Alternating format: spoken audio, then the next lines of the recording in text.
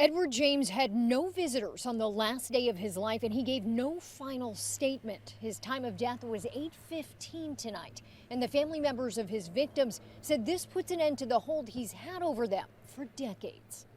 We've been dealing with this for over 31 years.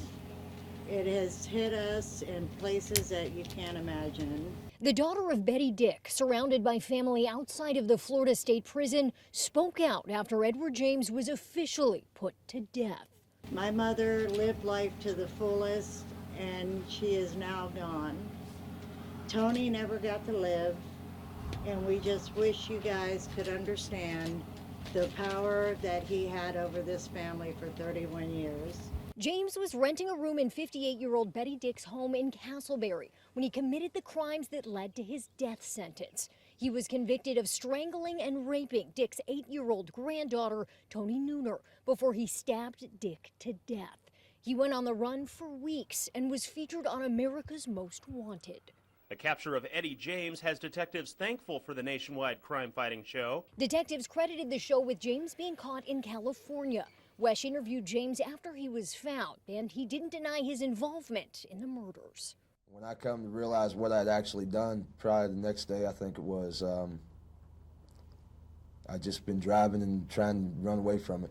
People opposed to the death sentence gathered outside of the prison Thursday night, some holding signs that said things like execution is not the solution.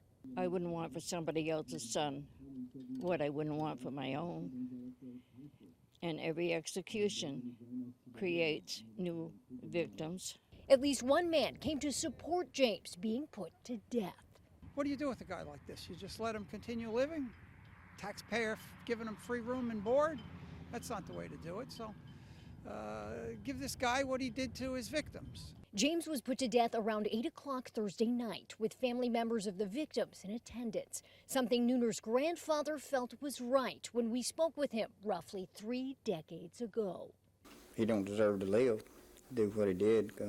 Little 8-year-old girl, and a woman that loved everybody, never hurt anybody in her life. And Thursday, their family hoping people can understand James took 2 lives and changed countless others. We wish you guys can understand the pain that he's caused, and we thank you for everything. At the Florida State Prison in Rayford, Hayley, Crombleholme, WESH 2 News.